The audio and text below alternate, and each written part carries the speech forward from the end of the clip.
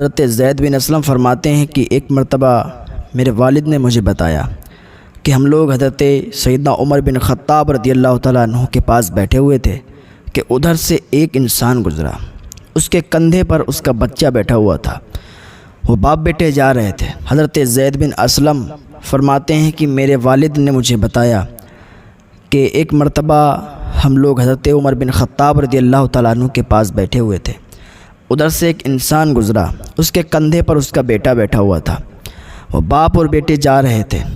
تو حضرت عمر بن خطاب رضی اللہ تعالیٰ عنہ فرماتے ہیں کہ دیکھو اس لڑکے کے ساتھ اس کے باپ کی کیسی دوستی ہے، کیسا ملاؤ ہے، یہ لوگ آپس میں کیسے وابستہ ہیں، کتنی محبت ہے۔ ایسی محبت کی مثال کہاں سے دی جائے گی، ایسی محبت کی مثال کہاں سے لائی جائے گی۔ اب یہ بات چل ہی رہی تھی کہ اس انسان نے سن لیا، وہ حضرت عمر بن خطاب رضی اللہ تعالیٰ عنہ کے پاس آیا، کہنے لگا حضور اس کا عجب واقعہ ہے، اس کا عجیب و غریب واقعہ ہے، اس بچے کے ساتھ میری محبت بہت زیادہ کیوں ہے، اس کے پیچھے ایک ریزن ہے، ایک معاملہ ہے۔ حضرت عمر بن خطاب رضی اللہ تعالیٰ عنہ فرماتے ہیں بتاؤ کیا واقعہ ہوا۔ وہ انسان کہتا ہے حضور میری بیوی حاملہ تھی اور میں کام کی غرض سے یا کسی اور غرض سے باہر گیا، میں یہ کہہ کے گیا تھا یا اللہ میرے بیوی کے حمل کی حفاظت فرما، یا اللہ میرے بیوی کے جو بچہ ہو اس کی حفاظت فرما، ہم یہ کہہ کر گئے تھے۔ حضور جب ہم کچھ دنوں کے بعد واپس آئے تو ہم نے دیکھا کہ میری بیوی کا انتقال ہو چکا ہے، میری بیوی اس دنیا سے جا چکی ہے۔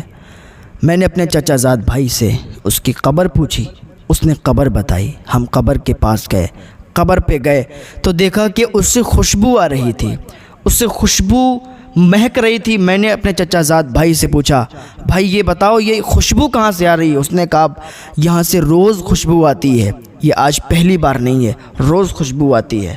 وہ انسان کہتا ہے کہ مجھے فکر لاحق ہوئی، مجھے عجیب سا فیل ہوا، مجھے فیلنگ ہوئی عجیب سی۔ میں نے سوچا کہ اس قبر کو میں کھودوں گا، دیکھوں گا کہ معاملہ کیا ہے، اس قبر سے خوشبو کیوں آتی ہے۔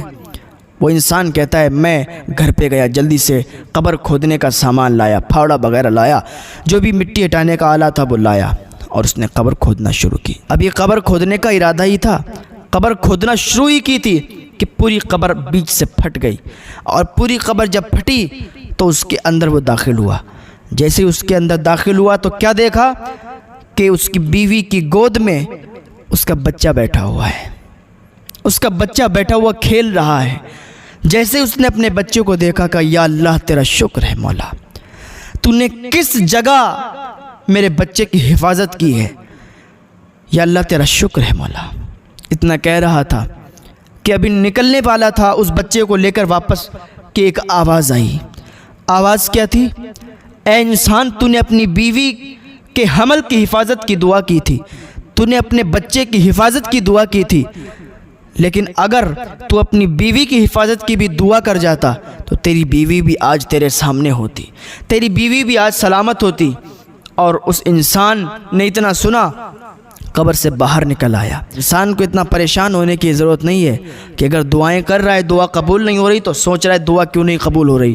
ارے یہ آخرت کے لیے جمع ہو رہی ہے، جب وہاں تمہارے گناہ زیادہ ہو جائیں گے تو یہ دعائیں ہی تمہارے کام آئیں گی، یہ نیک عمل ہی تمہارے کام آئیں گے۔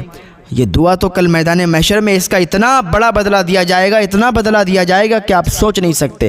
آپ کہیں گے کہ کاش دنیا میں ہماری ایک بھی دعا نہ قبول ہوتی۔ اب یہ سمجھ لیں آپ، اتنا بڑا بدلہ دیا جائے گا۔ اللہ رب العزت کی بارگاہ میں دعا ہے اللہ ہمیں نیک عمل کرنے کی توفیق عطا فرمائے، اللہ ہمیں گناہوں سے بچنے کی توفیق عطا فرمائے۔